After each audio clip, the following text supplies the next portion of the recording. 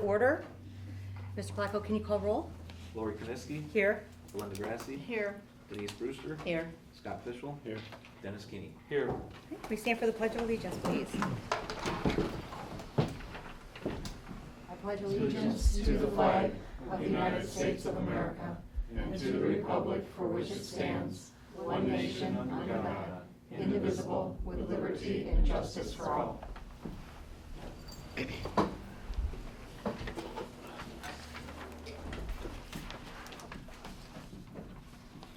All right, so tonight we're just having a work session to discuss capital improvements. It's come to the board's attention that there's been some ongoing discussion outside of our official meetings regarding the need for additional space within the district. So to ensure we comply with applicable law and that we're fully aligned with the sunshine laws for schools and to provide clear direction to the administration, I felt it was important for us to call a meeting and come to the table so that we can have that discussion and hear from all board members. So real quick, just to review where we were going with our facilities planning is in January, we reviewed a proposal to advance our facilities plan. We all expressed in January verbal agreement and sent the administration that direction and agreed to have Dr. Tino begin forming a superintendent's committee, which has been happening and there has been meetings. And to develop both a 5-year and a 10-year plan that addresses the district's critical needs. The primary objectives of the plan included addressing existing facility conditions, creating additional space within the district, and establishing unique learning spaces. So the facilities plan clearly has a space for us to talk about space that's needed within the district. So following our discussion and agreement at the table, the proposal was updated based on feedback, and it was later brought to the next meeting in February and approved. And further questions that were provided to Dr. Rattino and Ms. Brewster to ensure that we address those in the plans that would come back to the board table. So at the board meeting on August 1st, Dr. Rattino provided an update on how that committee is doing and some of the things that have come out of that. And when asked, he committed to delivering a recommendation or recommendations to the board in December. So just to ensure we're on the right track as he continues to work on that, I wanted us to revisit and make sure, are there any concerns with the timeline for completing the plan? Are there any concerns about waiting for the superintendent's committee's recommendations before we start discussing those capital improvements? And do we need to provide different direction to the administration so that they're not kind of spinning their wheels and doing work that does not need to be done? So I just wanted to throw that out. I did send the board today the proposal that came in January. Mr. Keeney, it might have been the first time you've seen it, so I wanted to make sure you had a copy. And then I also sent the August 1st PowerPoint with the updates on the progress of the committee. So again, just wanted to open it up. Are there any concerns right now with still following that approach and the timeline that's been presented? I have none. Okay. Well, I've been part of the committee because I was appointed. Obviously, since then, Jen is not there. We also have the finance meeting where some things are discussed, but most of the time we give a report through Dr. Rattino's superintendent's presentation on what's happening to date. We did hold 4 focus meetings that were right, I'm trying to remember, they were before the 4th of July, weren't they? There's one after. Yeah, one after, that's right, we were trying to catch one after that. Okay, and, you know, I mean, we had 102 people interested in coming. I think we ended up with, what, about 47, 48? Something to attended. that aspect, 46. 46 that actually attended. Okay, and, you know, the thing we wanted to do, and I remember discussing this at our meeting, one of our, what do you want to call it, a core team meeting when we meet, is that we wanted to make sure that we, you know, when we were presenting to the focus groups, that we leave it open-ended, that we weren't leading them to a conclusion, that we wanted to get ideas from people. And I think we captured those ideas pretty much from the people that spoke up at the meeting. And I know, Mr. Keeney, you participated in the focus meeting. That was before you were on the board. I don't know if you have any perspective. Meeting, yes. Not at this time. Okay. So can I just ask a question? This meeting, we're having this meeting because for what purpose? I mean, other than the fact that we've already established that we've had these focus groups, we're gonna hear from the superintendent in December. So Right, there- like, I'm just trying to figure little out, more like, de- why are we not waiting until December? I'm curious, is there some individuals that don't want to wait till December? Is there something afoot that is causing us to want to change that? Or is, like, I don't know what has changed, so I haven't heard Yeah, anything that has originally I changed. thought that we shortened the timeline, I just remember 8 months. I just remember that. And that's why the review came back in August, and at that August 1st meeting, we asked, when will the final presentation be? And at that time, it was committed to a December, bringing something back to the board. And I think even during that meeting, I think one of your concerns were you wanted to try to even pull more people in, which takes time to pull those people in. I mean, they Right. volunteered and they still didn't come to some of the meetings that were already scheduled, right? Well, my concern was that 102 people, Yeah. at least 102, expressed interest, and it was right before the 4th of July and right after, and did we miss some people, and did we want to Sure. give them an opportunity? Yeah, and I think that Mr. Rotino agreed with you and said, or We Dr. did, Rotino agreed with you. We did share out the results from those committee meetings with all 108 Yeah, who you signed did up for send it them. out. So that they were aware of that. Did and you have then any feedback from them? Did not get No, any. but we did put in there if you were unable to attend a meeting and wanted to solicit any feedback, feel free, but we have not heard anything from that group. Okay, and then So- we have the core committee, which consists of, I'm the appointed board member, but then there is a parent, Community member, yes. one community member who has an architect background. So she's been helpful, but the rest are all administrators, and I just wondered about that there shouldn't be more parents on there. It seemed like we were missing, or community I members. think that's the next, so as we get to these next go-arounds, we were gonna have this core committee, we wanted to get to 20-some, but we had 108, so Yeah. we pivoted and went with the focus group route, got the answers from the focus group, bring it back to that core group to kind of finalize, and which we have next week, to finalize those kind of second round of, hey, here we go, here's our kind of where we're getting and taking this to the next steps. Here's the plan as of such, or here are the two, Right. narrowing it down, because we didn't go in there with any options. We said, here's the history, what are the options, so presenting the options to get their feedback, to then have that, okay, here's where we narrowed it down, we have our options now. That would give us then, from the feedback from that one, would then give us our final kind of, this is the path we're taking. I can say that based on what we had from the feedback, we were looking at, to which, and the preferences, some sort of new middle school building or some sort of new secondary building at some level on this campus, and expanding the facilities on the campus. A new middle school and what? Or some sort of high school was the other one that kind of came out that we didn't mention, there wasn't presented by Okay. either at any other time, and that's where parents came out with. If I were to say, and that would then include converting this building to a middle school, if we put that. So that's what's going to be in the Tuesday meeting, is kind of those final, these are our options, what are we missing?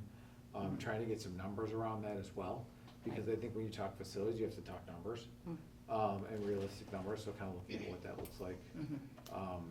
To get some ballpark figures as to what that look from a community standpoint, to move forward with that. Yeah, I think 'cause- we talked, at Right. this point, I would talk in dollars and not necessarily in mills, because of the reevaluation that comes up.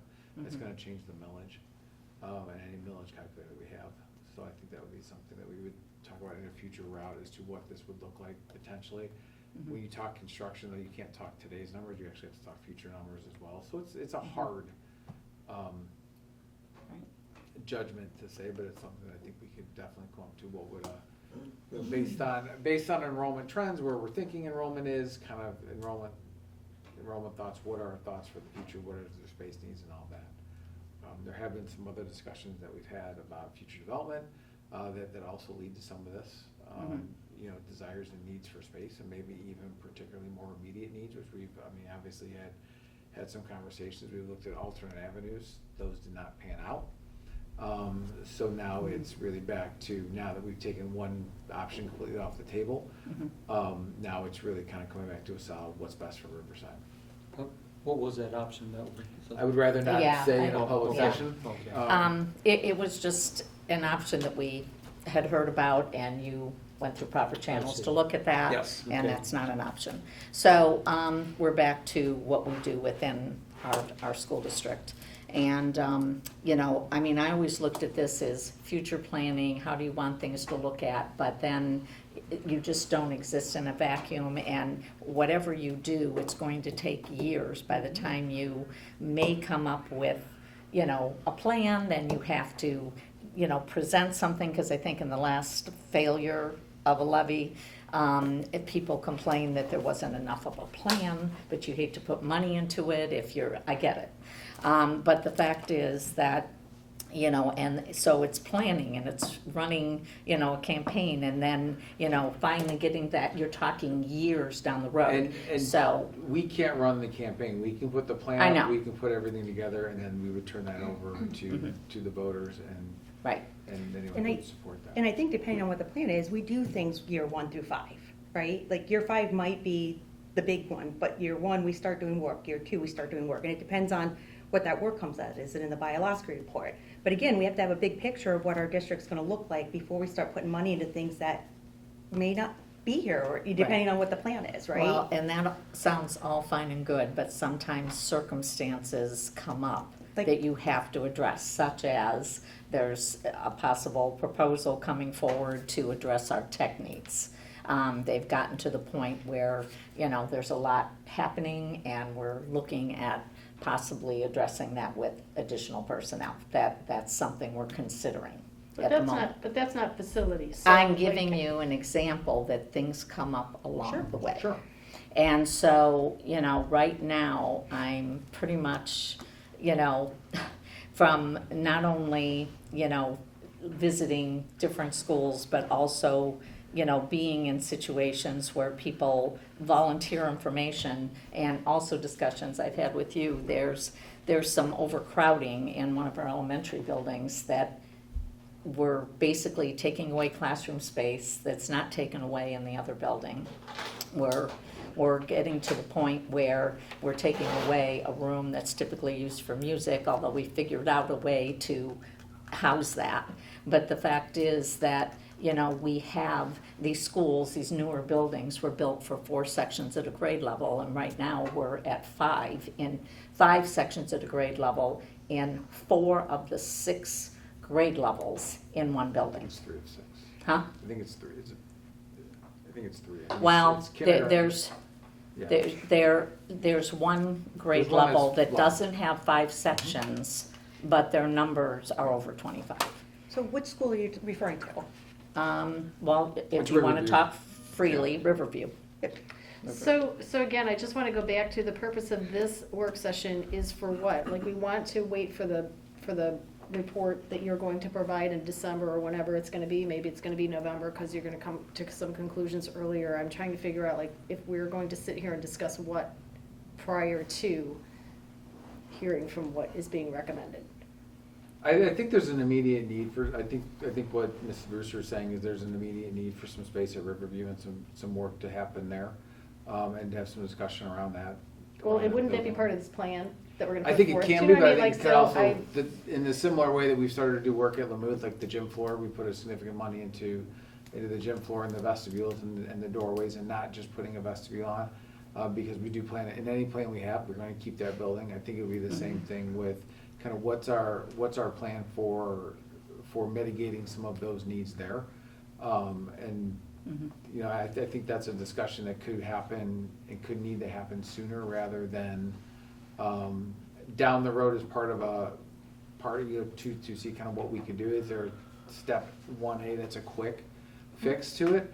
And I don't wanna use the word quick fix as a haphazard and not thought out, but it as a, as a part of it, we can definitely mitigate. Now, for instance, for preschool, we moved those 5th graders to Lamouth, which was a good fix for that issue. Well, are we gonna do anything this year, though? Like, are we saying between now and December, we would make a decision to do something? Or are we saying, can we wait for what the big picture looks like and start making that as a priority? Obviously, there's a need, just like there's a need at Buckeye. We have six classrooms in trailers? Yes, we have six. We have six classes in modules. trailers at Buckeye, Yes. there's a need for room there also, right? So that's what I'm saying, Correct. from a district, we have to look at the entire big picture. So I don't disagree, if we need room, let's figure out how to Right. do it, but are we waiting for the plan, or are we gonna make quick decisions and possibly, I don't know, I'm just. I think it derails the entire plan when you're talking about doing something different. It's gotta all be rolled into the plan, or it derails the whole purpose of having those individuals come as a community and come together and decide what it is that they would like to see this district look like. I think we have to roll it all into one plan. It has to be a facility plan, not the facility plan, but then we're gonna do this. It's almost like, it's almost like the addition that we're putting on Riverside. I mean, it's a great thing, don't get me wrong, but we were gonna use dollars to do some of those Bioloski repairs, and now we're not, and so I'm just saying we've gotta think of the big picture, and I would rather wait to see what that plan comes out to look like, which includes all of those things that we're trying to address as far as Well, space. I went back and, because, thank you for all the information that you provided, and I must be getting a little more tech savvy because I realized, I can go back and look at another year and see what did those There's- numbers yeah, there's look some like. historical numbers. And the only question I had is one said 22, 23 when it printed, but it looked like it was August of last year, 23, 24. And when I looked at it, it seemed like that was the right year. But bottom line is, there has been, historically, there has been, in its short life of Riverview, they have had a lot more students in that building than, let's say, Parkside, the sister school. And, where basically we have I'll go over it. We have, in August of '24, we have 26 more students at Riverview than we do at Parkside. That's at least a whole nother section, and we do have 5 sections, but, since there's only 4 kindergarten rooms, how did we accommodate that? There's a section in one of, I think it's the music room, is the kindergarten room at Riverview, Okay, because they're, which is a large space that's set up. yeah, on because I'm on a, the first floor. because I'm a super visual person, I had to go there to see the spaces, because, yes, it's a mere thing of Parkside, but Sure. it looks different in terms of how space is being utilized. So, one of the rooms has been used for more than 1 year, maybe 2, that I think might have been an intervention room. So we had the initial plan had a few special education unit rooms designed into it, and those rooms have been repurposed for classroom spaces as well. Right. For So- general education classrooms. Yeah, so at our finance meeting, when we were talking about students and sections and different things, and, I think I ended up asking, and not to put you on the spot, Cheryl, but, at Parkside, you have 3 classrooms, intervention classrooms available, There's but, 3 classrooms that were designated specifically for more self-contained resource room teachers. Okay. Right now, there are autism and multiple disabilities teachers that are in Right. those rooms at Parkside.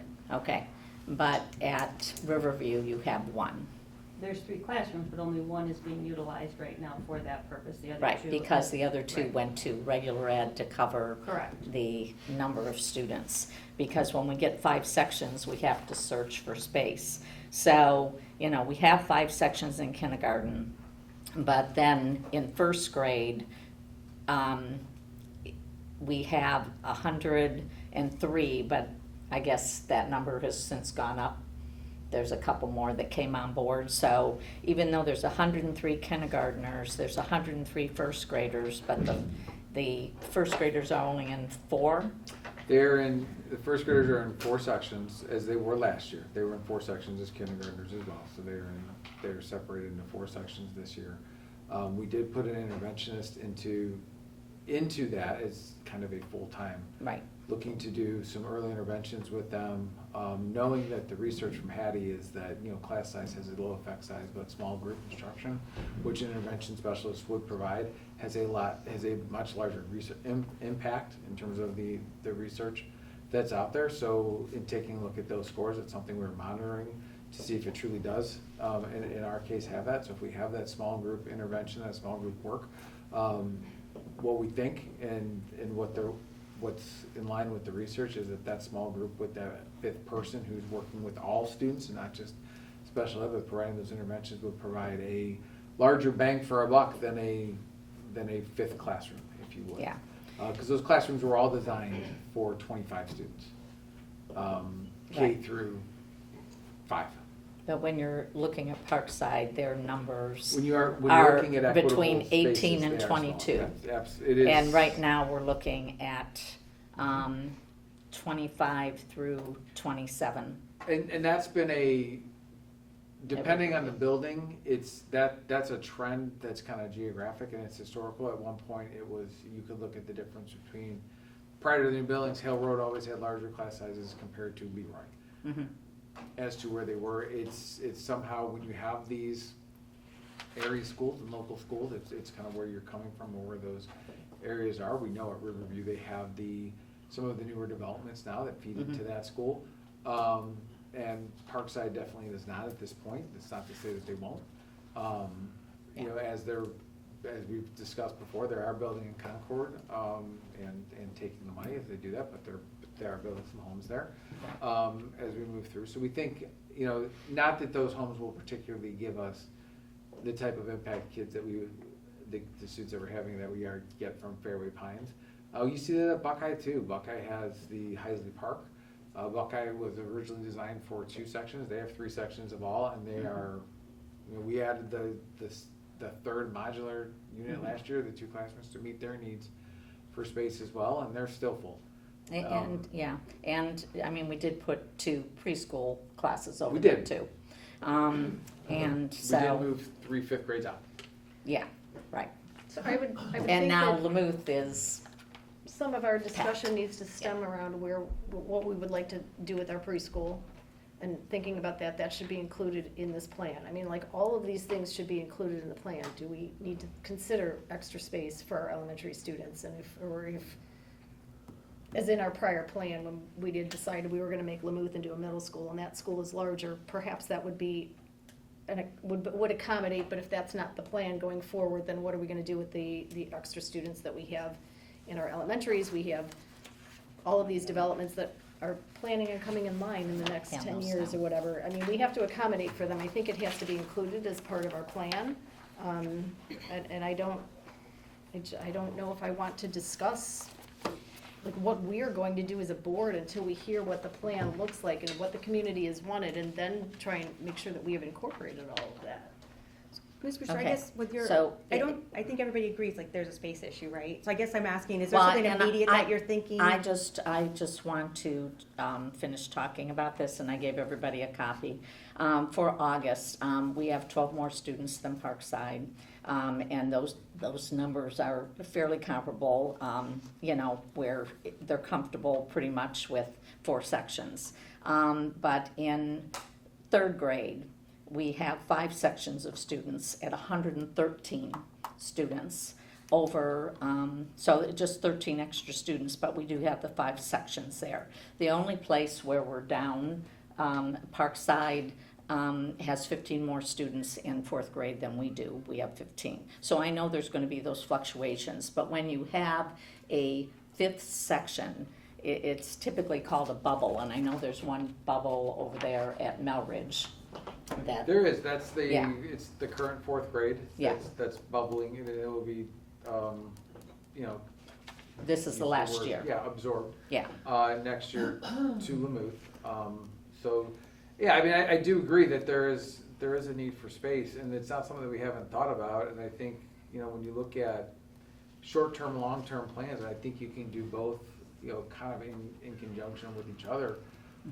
In terms of, you know, making some immediate needs and some immediate actions. I think some of that could happen quickly within the plan, and then some of that could happen in the long term. Yeah. If I were to say kind of how would you, just in the short, and I know it's only been, we're in the 2nd week of school now, but I will tell you, when you go to Lamouth and look at the 5th grade working with the 7th grade, that interaction has been great. And that has kind of changed my, short-term ability. Maybe we even make that a 5 through 7 building. That frees up 4 classrooms in each of our buildings in our elementaries that we can use for swing space. If we were to build on and put some sort of addition on Lamouth as part of our plan, it could still be an elementary school, and that could then eventually be the preschool, which would fit at that point there if you're putting those classes on and you swing it to that way.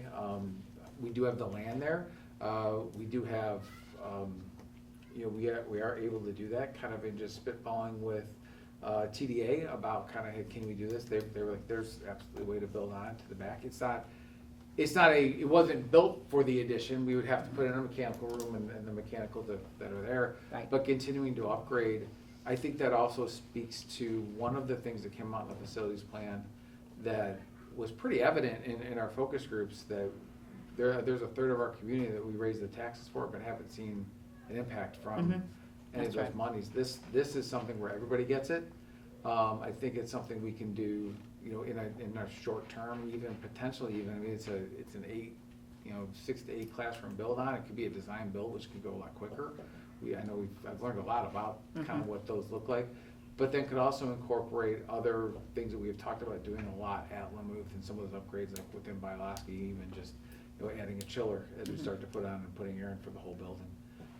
And then at that point, then now you've got your third kind of set elementary school, large elementary school, if you move forward with the next step of the plan, which would be to make that, which it is a centrally located building for the other 2 that are there. That would become your third, large elementary school, which can kind of take in some of your spaces. And you have 4 swing space classrooms, and especially with the 5th grade, that pod looks a little different than the other ones, so you can kind of swing to those areas and still accommodate your needs from a district. And you're issuing of a 5 grade building, you have at least 4 of 5 classrooms that are available that you can really definitely make for 5 sections for each if you needed it. You could also put, as you're swinging in building spaces and moving spaces, you have rooms for other things like additional special education rooms, which I know Mrs. Lanning has asked for more, because our needs are greater and greater. So to have those in our newer buildings, I think is a key too. To move them out of some of our, that shows that we value those, those students. That would be one of the recommendations I would say we look into as a short-term fix in terms of the plan, and that would be part of what I would mention. Not to steal my thunder for Tuesday, I don't want to surprise you with anything, but that would be part of the recommendations. Hey, what do we look at for a short-term fix? As we know, and I'm not just and I don't want to sit there. I'm going to bury my head in the sand and say that this isn't happening. We know that there's going to be an influx of students. We know that it's happening. I've kind of talked with some of that to see kind of where that is and kind of how that goes. I gave you some of the historical data that's there in terms of what the impact of a new development is. I think if it's planned out the way that they've discussed planning it out, it makes it a little bit slower and impactful. But the reality is, we don't know how many phases they're going to get into, and what the time period is, and what there's a lot of unknowns to it. We have to have a plan for the knowns that we know that they're going to start.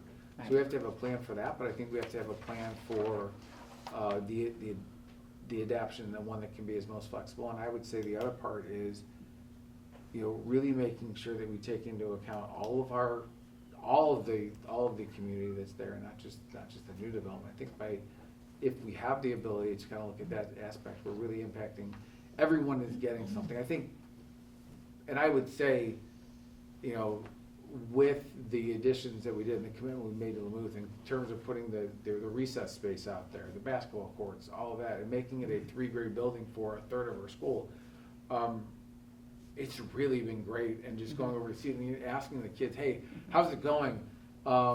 They were like, oh, we love it here. And these were kids, it was on a hot day. And they would have had air conditioning in the modulars.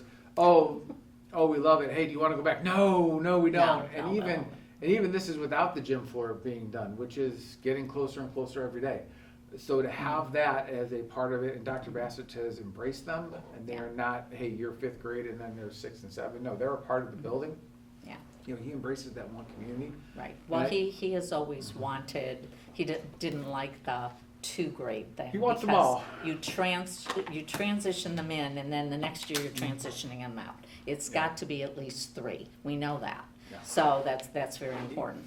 But I was really having a hard time looking at the original plan where Buckeye and Melridge were going into a building like that, and I'm thinking of the K2 even being in a building like that.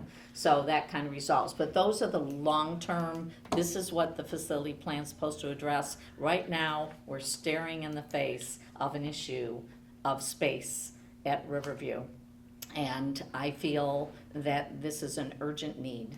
I haven't even done 5th grade because 5th grade at Parkside and,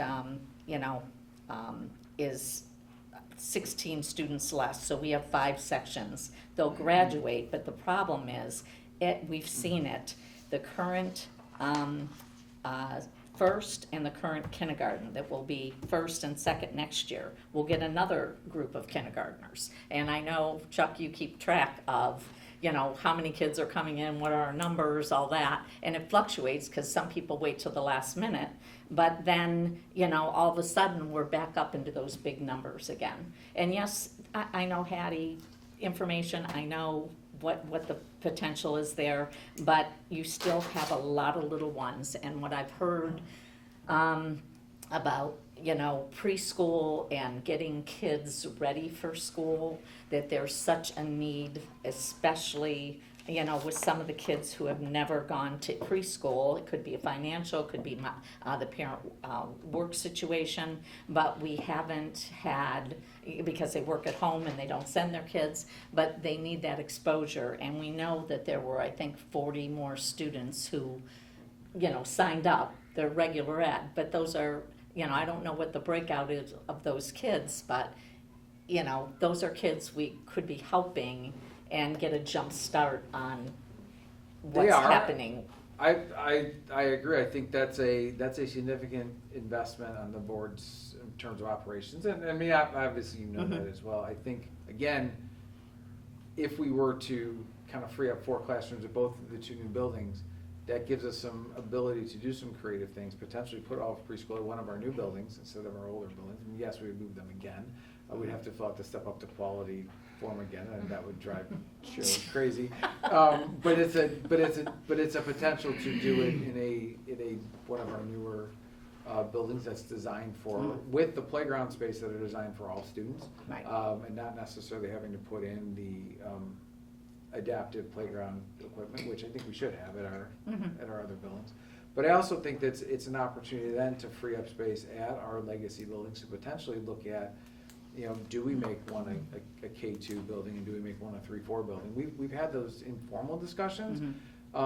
Those are all short-term fixes, and those are all fixes that I think we really can address and address in a short term. And then I think the long term is, I think every one of us up here thinks, eventually we're gonna have to look at some sort of new something. No one has said that, we're not without having to go to the taxpayers for some sort of new building. We are to the point where we need space, and our enrollment is staying consistent.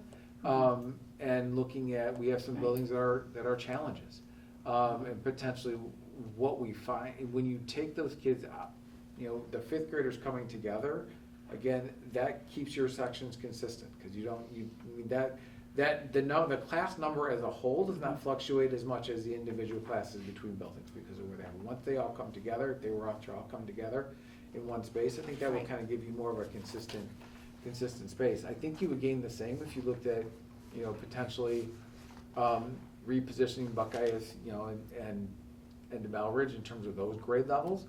That, if Buckeye were to become a K2, there's some big conversations we have to have about that being a K2 with 6 classrooms that are outside. And I think that was temporary. That's a challenge. So what do we do with that, and what does that look like?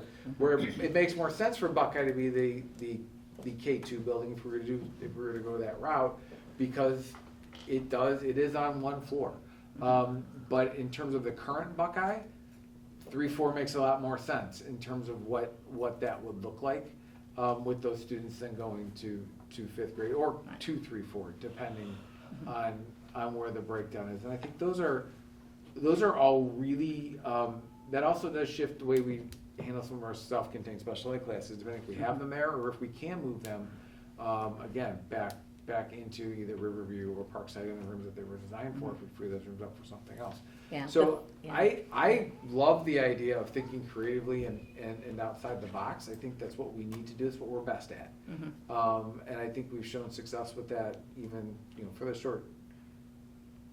short 2 weeks we've had, it's been great. I can't speak to more than that, but I know, I've got a sound feeling about kind of how that's going to move forward. I think that and we have talked a lot, a 3-year building is phenomenal. We've always thought a 3-year building is 6 through 8. Maybe at Riverside, the 3-year building is 5 through 7. And that might be a great start for it. And then eventually, if we can get, everybody wants 8th grade. That's been, for eons, it's been, we need to get 8th grade out of the high school and out of this area. We've said that for a long time. And yes, it would be nice to have a building where 8th graders can be the leaders. But what does that look like in the short term? That's not a reality.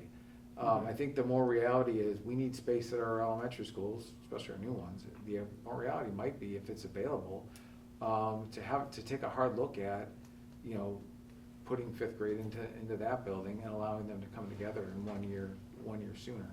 So interestingly, this was all part of the first facility plan that we did, and these conversations happened, and we talked about the schools that we were building, the new schools, and that they were being proposed to be less capacity than, or not capacity, but being built for less students than we built them for, even as they came into play. However, we built them larger. We also knew that Riverview would always have a space issue, though that area over there has always been a large population of young people.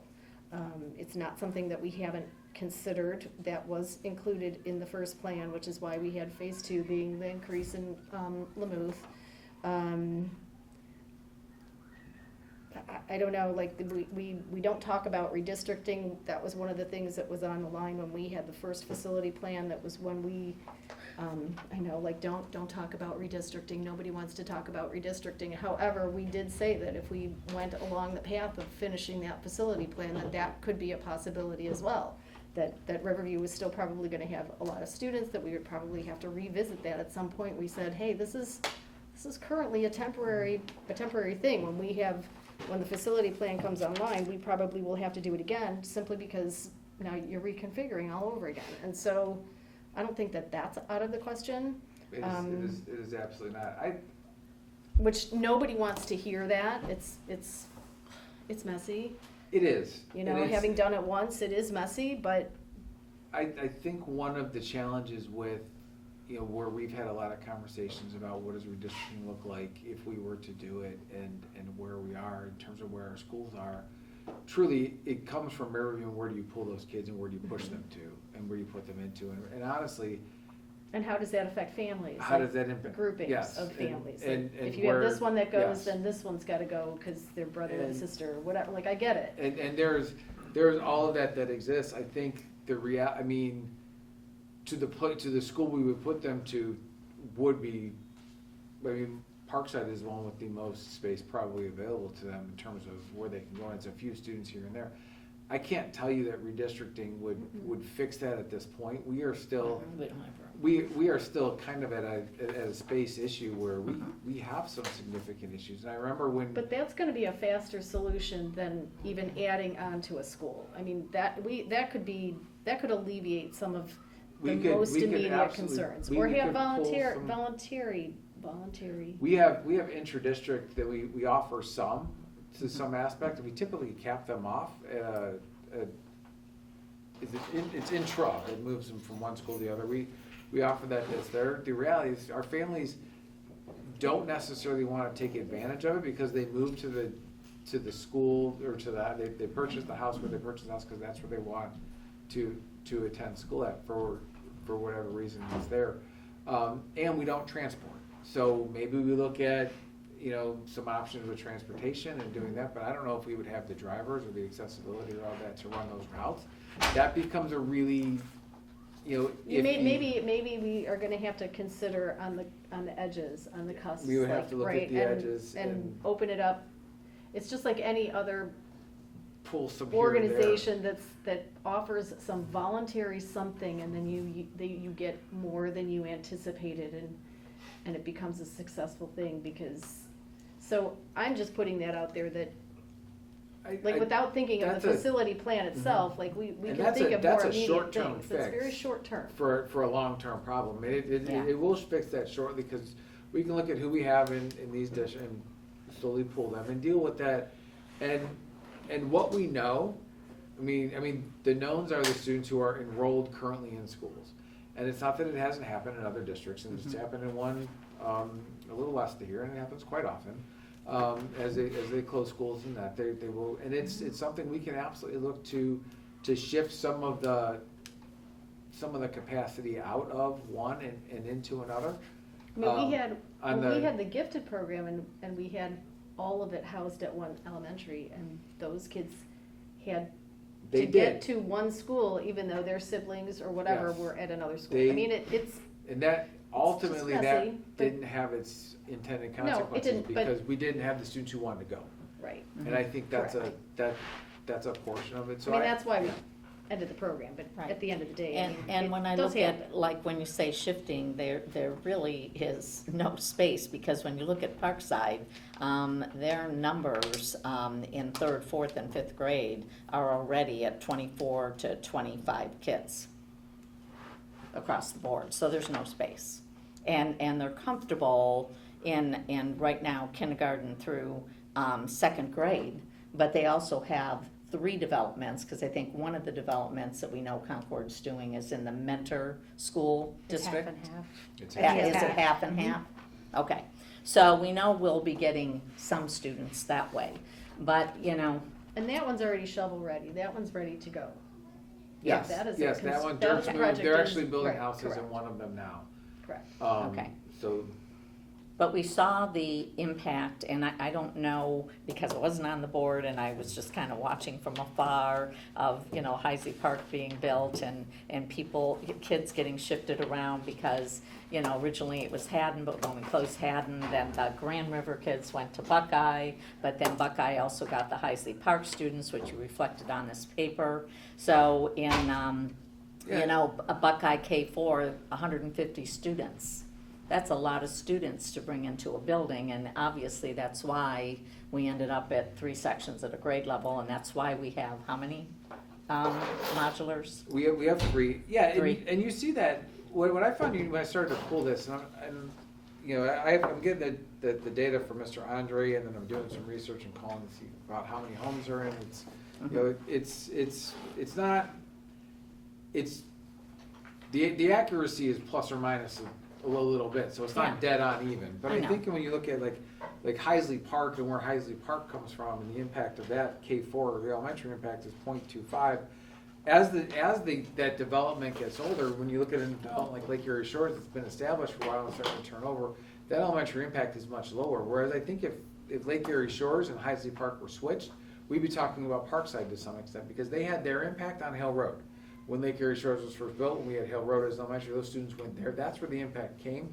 That community has kind of aged. I'm trying to get Heatherstones to kind of see where that impact is, to see if it's come back to closer to even the district norm, because that's been a development that's been established for quite a long while now. We know that kind of where it was, and it built into it. But Fairway Pines is the newest of our developments right now, and it's got the highest impact, obviously K5, and it will continue to have that highest impact. It's not built out. But after that time through, those will age out. Now, Fairway Pines is a different development than, say, the one that they're proposing, or even that, because those homes do kind of flip a little bit more.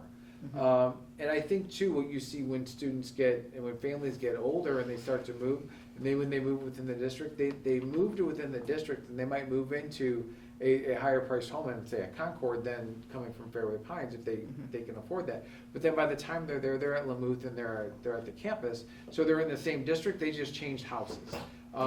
So the elementary impact isn't the same that you would see in somewhere else because of the cost associated with getting into the front door. Right.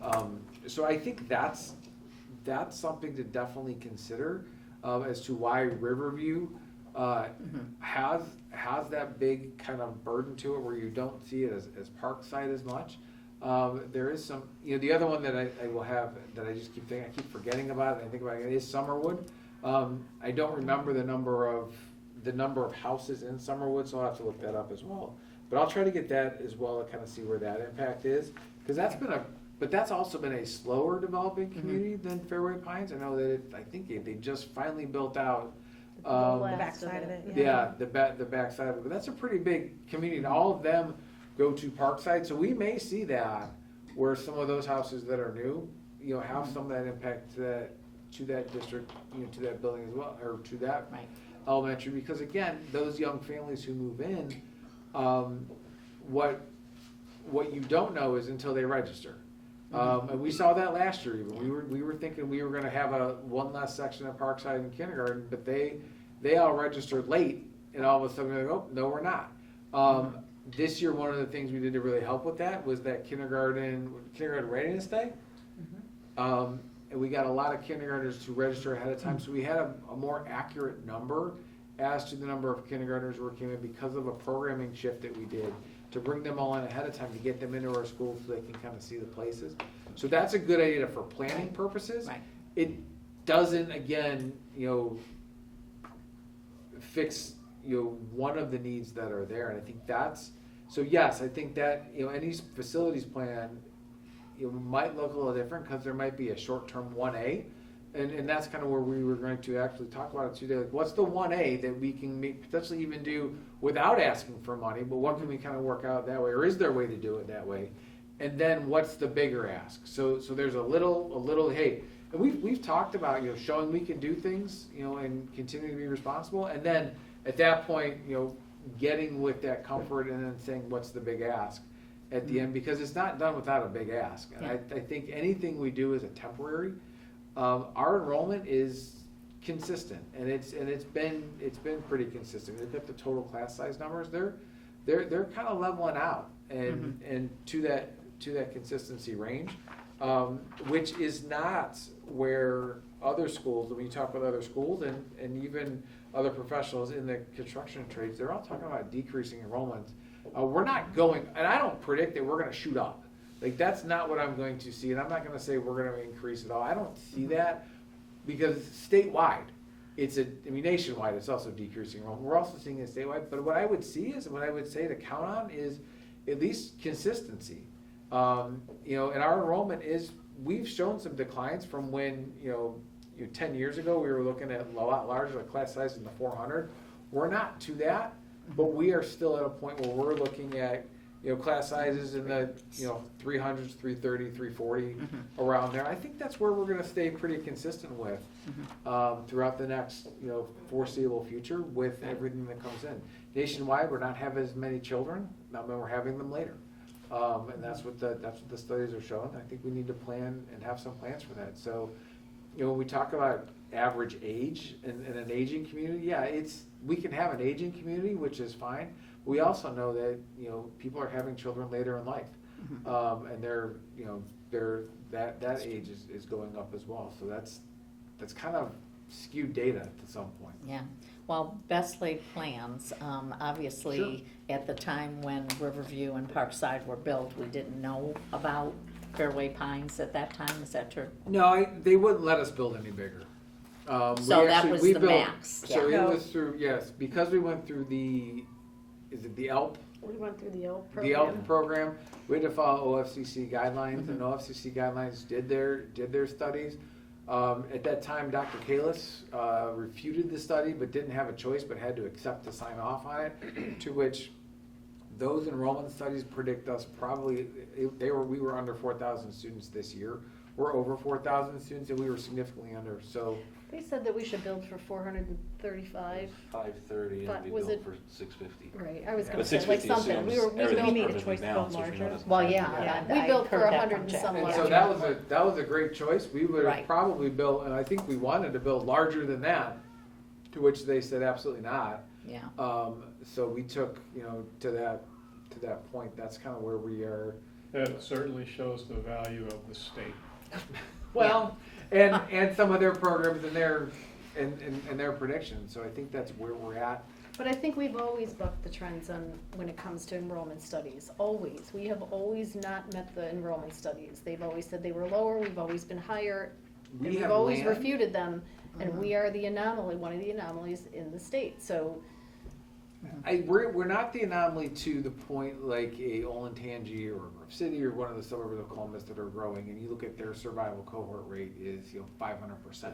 And what But that is their growth enrollment survival, studies yeah. would show that they're Yeah, going to but grow, their enrollment right? studies show that. Ours kind of say specific, and they're like, well, you're in this area. And they take it by the general area too. Like that entire Columbus area is booming. All those cities around there. So that's where you look at that. When you look at Northeast Ohio and our area, as a demographic, this enrollment is significantly declining. We are the anomaly in that enrollment area where kind of we are, and I think that's the difference. And one of it is, we still have significant areas of land that's being sold out to developers for residential development that people didn't want before. What families are looking for, we provide. Whether it's land or whether it's a neighborhood, we've got all different types of areas in there. We have a wide variety of housing markets, so it's not just one sort.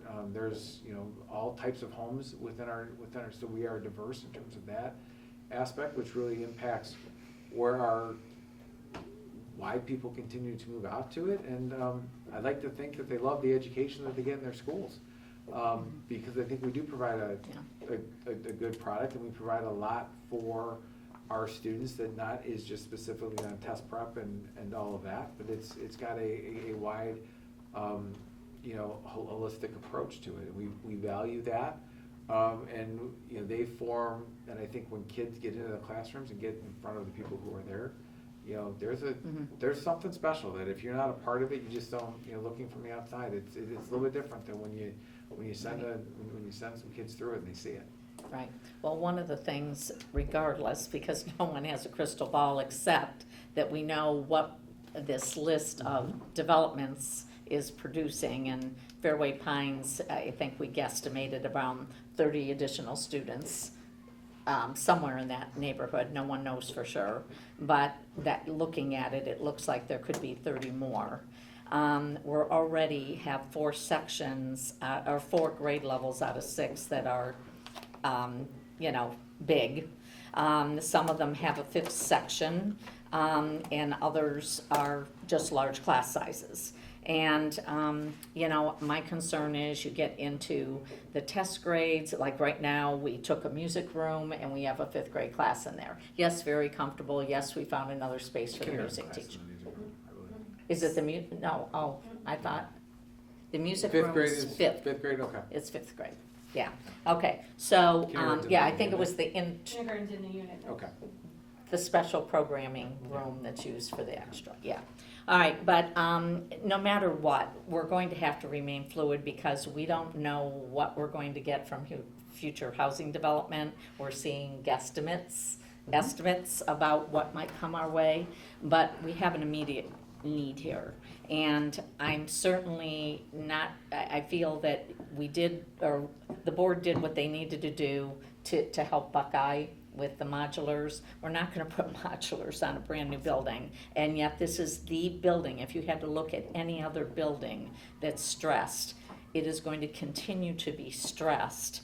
And yes, we're going to have to look at maybe 5th graders down the road coming out, but then where do they go? And that's all part of the future planning. But right now, this is what we have. And we know that with these new developments, we're going to need that space. We're going to need whatever spacing issue we decide on. But it already, it's been going on for a couple of years, and So- now it's gotten to the point where, wow. Can I ask a question, Mrs. Brewster? I understand everything you're saying, and I think we all hear that. But without coming, are you asking the administration to come up with a recommendation today, tomorrow, next week? Or are we willing to wait until they come out with a facility plan? I think I'm it's asking, what are you Uh, asking for? Is another month or whatever going to change I think course. we're going to lose a window of time to be able to address this for next year. And so, Well, even if we have to add I on, think- we're never gonna, that's never gonna be possible by next year. we don't know that. Okay. I don't know if you, It hasn't if you don't know been that, then explored. if there's All something I'm else that saying you is have, that if you're there's looking information at- you have, could you share it? Well, no, because I don't have the information. I think that we're at that juncture where this is the first time we've gotten to sit down and really talk about it, and we have real hard numbers in front of us. So I think Because that, school has started. so are you asking the For an superintendent? immediate, I'm looking for an immediate remedy for Riverview. So do you mean? And I want to continue with the long-term planning. Yeah. So do you mean immediate, when you say immediate, I just want to make sure, immediate, like, we got to do something tomorrow, or are you looking immediate, like, how We can need we? to start the ball rolling so that Okay. we can address this. And I think that we've done everything we can to, you know, maximize the space in that building. But if we get another, we're gonna continue, you can see the trend. In first grade, kindergarten, every year, it's like, okay, a fifth section, it's just a lot. When do you want them to bring some recommendations back to you, or back to the board, I should say? Well, we haven't heard from everybody, why don't we So, discuss? can I ask a question? First, I'd like to make a statement. The maybes and the variables in the conversation thus far, I haven't noted them individually, but at least 15 or 20 maybes and variables. This, I think, goes to master planning and vision. Without a proper master plan and a vision, you always find yourself trying to make adjustments along the way without ever being sufficient. And what we're finding out is we're having issues. My question is, I've been on the board over 2.5 years, and this is the first I'm hearing that Riverview is overcrowded. Didn't we have this information last year? So we talked about space issues at board meetings. As a matter of fact, Mr. Hack and I had discussions, he pulled more information, and we did discuss them at the board meetings. Okay, space issues, yes, but as far as Riverview goes, this is the first I'm hearing that this school is overpopulated, and we are now having to make alterations within the school, and the train coming down the track is 47 more houses being built at Fairway Pines, and we're going to get a number of students into that school from that within the next year. Then in the second half of '26, we're going to be receiving students from the Sidley Casement development. Thank goodness that Jenny Sidley, I would add that I've known her for about 35 years, is such a wonderful lady that she doesn't want to stress the schools. She wants to keep that at a minimum and work with us. And so that's helpful because we could be getting twice the number of students if she weren't involved in that process. So that's a little side note, but thank you to her for that. So the question I wanted to make that statement, but I had this question. In the timeline for the facilities planning in month 1, the headline is Form Superintendent Committee. Establish a dedicated committee comprising administrators, staff, parents, and community members. Now, parents is plural and community members is plural. How many people are on there from the parents and community members category? So we had 108 who, when we went to go I'm make that asking, committee. who's on the committee? So we went and pivoted because when we set out that. I'm we looked asking to one get- question. How I many understand. parents and community members are on that Can committee? you let him answer, please? So No, I'm when asking. we I went No, to but go. let him answer, please. Okay, So- but I'm looking for a number. Because So there before I were, heard there one. were, there were 46 who participated, of parents and community members who, of our groups, and when we did the focus groups, because we pivoted, because there was 108 responses, and what we didn't want to do, our initial set out, I think Mrs. Brewster, who's a part of this, can attest to this, our initial was to form a committee of 20, and to ask for 20 people to kind of really look for it. When we got 108 people who all gave adamant and very, very personal and passionate reasons why they wanted to be, we decided as a small group in putting this together, we made the decision to say, well, let's shift and pivot to focus groups to give them all the opportunity to be there. Of those 108, 46 actively had a participation role in this. We will then bring this back, taking it to the 5 groups, we will then bring it back to that 46 and open it to the 108. as well. We will invite every single one of them again to provide feedback in different methods. Maybe the 4th of July was a bad time for them, but as we move through, we will then provide feedback for them to allow them to provide feedback into this group to move forward. So on that small core group within the planning of that, there's one. But then moving and expanding it out, we wanted to expand it to 20. The want and the desire to be a part of it was so large, we pivoted and shifted to a facilities, a focus group look where we went in small focus groups, but our focus group sessions were limited to 30 a night. They were open to about 30, and we're going to cap it off that, because that's really what you can get to hear everybody into those meetings, and we stayed as long as we needed to have them be a part of it. But we didn't want to exclude everyone or anyone or have them pick. So that's what shifted to that aspect. So that it became a pivot, but it was a pivot based out of need and frequent participation from that group. So I are you think you saying the requested number, that. are you saying the number is 1? I'm saying the number is actually 46 who had rolled. Okay, so on the committee right now, how many are on there? 46? So on the focus groups, we absolutely, there's 46. So right here it says, establish a dedicated committee.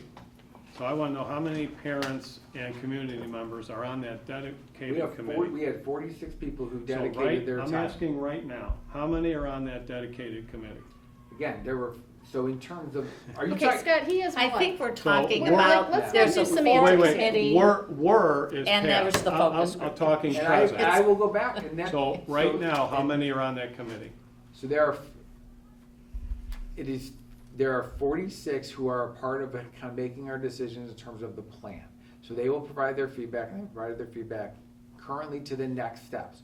So we will bring them back, and we invite them back, in addition to the other, all 108, to the next steps of the plan. In terms of the small planning committee, that is I don't want to do the work by myself.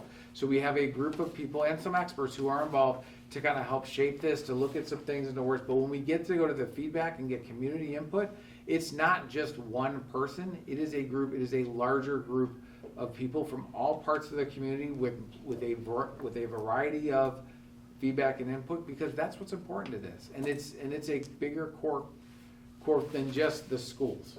Okay, so you're saying on the dedicated committee, there's 46 people. There are 46 who participated, yes. Okay, and that's the dedicated committee. So there's a core committee, but then yes, the Okay, 46. so when you meet next, will those 46 people meet? When I have the next community input session, there will be the 46. When is yes. the next meeting? I have not scheduled that one Facilities yet. meeting. So there's the core team, which is meeting next Tuesday. Okay, and in that core team, how many parents and There's community one. members are there? In that one. There's Thank you. That was the answer to the question, 1. So I think that we're very deficient when we have one parent out of the whole district, one community member, and it might be the same person, covers both categories. And so I think that the amount of feedback that we're getting in the dedicated committee, and I just want to ask the question, because I heard that, and I'm like, whoa, just one? Because I've not been a part of those meetings. But we've talked about this. Okay, but we've talked about there's one parent, community member on that? I've heard I've it. not heard that, so.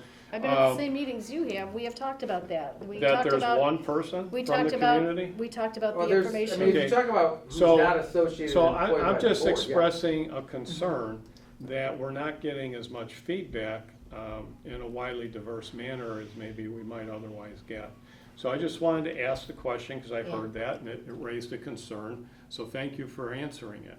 Can And I so- insert one thing? I'm just wondering, just because there's different needs across the district, whether we have enough representation. I know the lady that's on there, she's knows Buckeye, and I think she moved on to Lamouth now. But, we don't have anyone from Riverview or Parkside or the high school. I Do mean, you it have might. individuals you want to solicit to be on that committee? Because I don't know if it would be good to add them at this point. I don't know. Because I know we have I mean, this they're focus volunteers. group, but you have community members that came to that. Whether they'll come back or not, I don't know. I mean, it was a good cross-section. I hope they come back, and I hope we pick up a few more. But I would kind of like to see an effort to try to have representatives from each segment of our school, So Ms. Brewster, though, let me ask. if 'cause it's I think- possible. I think what I heard, though, is that we have not received enough feedback from the community. I think at the last August 1st meeting, I asked, do we feel like we have a cross-representation of our community in the focus groups? And I think both you and Dr. Rattino said, yes, we do. I know you said you'd like to try to bring more people in, but I think both of Yeah. you said at that time. So what you're suggesting, though, is let's bring them on to that core committee now. Well, I think what I said is that, and actually it was Dr. Rattino that said it, that, the responses we were getting seemed to be pretty consistent. But whether they were representative of every area in our whole I'll pull school it back up, but I district, believe I I'm not asked. sure. Okay, I'll pull it back up. I'm but- not sure. Did you so- feel that that's what you meant, that I didn't know a lot of the people. I knew a few, but I don't know. I mean, some were just community members that might live in a certain attendance area, but maybe, There were a lot of Riverview parents, I believe. There And were we talked some. specifically about, Okay. one, since we're talking Okay. about the one school, I think there okay. was a number of Riverview parents. I think we can absolutely include more. I mean, I think when we had the initial discussions about kind of forming that Mm-hmm. committee with the idea of getting 20 was the cross-section, we had 108 as a Yeah, committee. it just didn't go As the a- way we all thought it agreed would. that it was probably Yeah. a better idea to do the focus groups, because we said we You didn't got want to more leave anybody feedback. out. I think that was what, as a committee, we decided. And I think it's important that, we say that this is kind of how this came about. Right. I think the next step is to, at Tuesday, have the next step to bring in those 46 and even more, and offer it to even, the other 60-some who didn't participate, to allow them as well Yeah. to have an input into the next phase to get their feedback. Because and as you've always said, and as I've agreed with, the more feedback, the better. Yeah. And so how do we continue to do that? We can absolutely fast track that if we need to. The only reason why, in terms of that committee and planning, and having that one parent is she has the business expertise as a part of, Yeah. she lended her Oh, yeah. facility, and I would say she's been invaluable to Mm-hmm. the, kind of some of our ideas and some of our thoughts in terms of the process along the way and guiding us. But it would not be just, I'd be remiss if I said this committee's gonna come up with, the ideas, because if the committee were gonna come up with the ideas, I think we would have, we could have put that together in with one parent.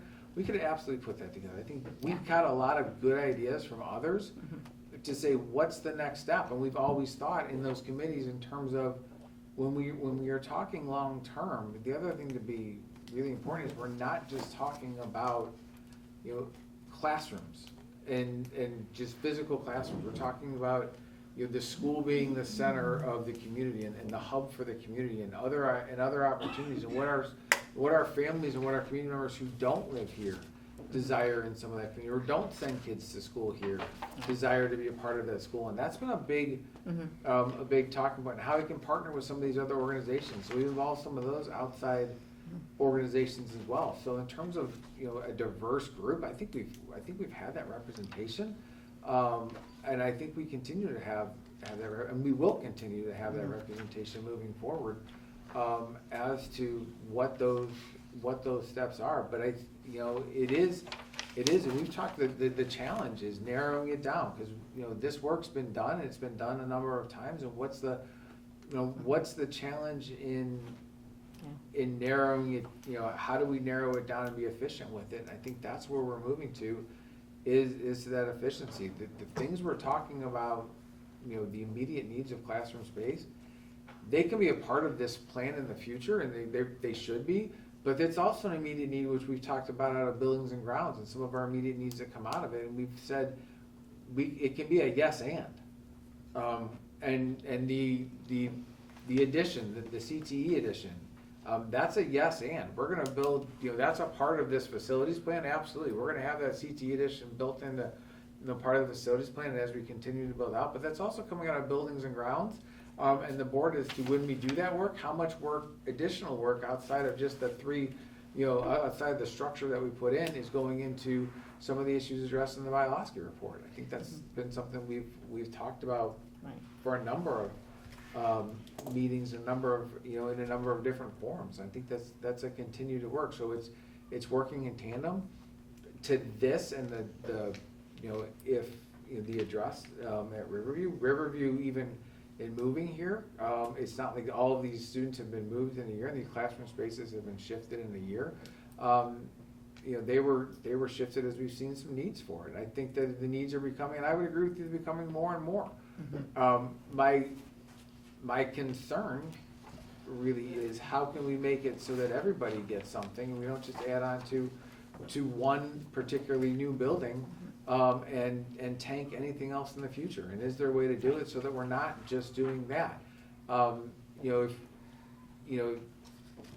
What are we saying to Buckeye families if we put 6 new classrooms out in Riverview and do nothing to Buckeye that are trailers? So we've had these conversations about enrollment. We look at these numbers every single year. We get this at least a couple times a year. We get the enrollment data. I guess I have a question for the other people on this, at this table, that if we want to add, if people want to add more people to this quote core committee, I don't really have a problem with that. But how are you going to select them? Are you going to say, I want 2 parents from every school, and I want 5 other community members who don't have children in the school district, I want this many seniors, I want this many this, like come up with a criteria so that you can direct the administration in order to give them some direction on what it is that they're looking for, so that they can put the word out to those 46 individuals who actually showed up to a meeting, because we had 108 people who said they would come, but only 46 came. It's difficult to get people to volunteer their time for an extended period of time. I'm just gonna say that. You can ask somebody to come and do it, but they're not going to, and so you've gotta find some committed individuals from these schools, figure it out, let these people know what you want to see, because every time we have this conversation, we're just gonna keep kicking this can down the road. And I'm tired of having these conversations and we're not getting anywhere. I think we need to button that up, let them know what it is you wanna see. Okay, well, I would say that we might be able to look at PTA or PTO leadership, because they pretty much have their finger on the pulse of what's going on in the school. And I know Jen was a president of her group at Buckeye. That And doesn't necessarily mean they're going to want to volunteer They for may this as a not. It purpose, may or be, that they can come to a meeting in is the there middle of the someone day. to start with that? Because some people might work and they may not be available. I would put the word out to the 46 individuals who already showed up at least once, but it's difficult. So you have one person who has been involved for a long-term period. She has been around for a while, involved in this process for at least 5 years that I'm aware of. It's just hard to get individuals who want to commit to that process. So if there are people at this table who want our administration to do some additional work to get additional people onto that core committee, and when those meetings are gonna be, I would suggest you let them know what that looks like. I would say the other thing is when we are talking about the feedback from our community feedback on our input, we are talking more than just elementary schools. We are talking about all of our schools and all of Well, that's what I meant. and all of our facilities. And we've had that feedback, and that feedback has been incredibly successful. I think in the small group, we've been able to get a lot of quality work done in that small group, to bring it out to, hey, this is what we're doing. We got some great feedback from everybody. Now we take that back to, here's the next steps. We'll get the feedback again from them to kind of narrow it down, continue to update them along the way, and have their input. Because if we were to bring in, different parents, and we bring in high school parents, they want something very different than elementary parents. Our community members who don't have students here want something very different than our community members who do. And I think you had 108 individuals, and at that point, you decided that, right, instead of trying to have a core committee, which is what we did the first time around that we did this facility plan, instead of trying to have a core committee of 108 people, which becomes unwieldy, let's have focus groups. Mrs. Brewster, you said, hey, this is a great approach, so we took that approach. We've been hearing from you every month since January, and now we want to, I don't know, do something different. I don't know, I'm just confused. I just want to make sure, because I don't know what the breakout is of the people, the 46 you said. But I do know in looking at the audiences, there were a lot of community members that didn't have children in school, or their children have long gone off. So it was good to see that there were people that showed up from the community at large. I thought that was excellent. I think that's a quality input, and that they're going to give us their valuable input as well. I think that's the. And we have gotten their input, Key to all of it. apparently, Yeah, we've gotten their absolutely. data, we've gotten all those surveys, we have all that written information. What more are we looking for? I guess I'm asking the rest of the members of this board. I had one more question. Yeah, Dennis Mr. has Keeney, Like, Can A voice you from guys the end of the answer that table. question? Yes, go ahead. Yeah, You will answer that question. all right, here's a proposal for the advancing facilities plan. Item number 2, creating additional space within the district. Evaluate the current capacity of each facility. So we kind of know what our population is, but what is our capacity? And I'm gonna focus on the elementary schools. Let's look at Melridge and Buckeye, because Parkside and Riverview are our new facilities. We know, obviously, there's gonna be an issue in the near future with Riverview, with space, and so we need to look at that and see how we're gonna accommodate. How many more classrooms are necessary? Now we go back to Melridge and Buckeye. I've been inside Melridge, I walked through that. Friday I went through Buckeye. When I went through Melridge, it was prior to school. When I went through Buckeye on Friday, school's in session. They're jammed over there, absolutely jammed. And so, going forward, those 2 locations are really ideal. I don't know where you're gonna find another location for elementary schools. So those schools are critical to maintain going forward. Are you talking Melridge and Buckeye? Melridge and Buckeye. Thank you.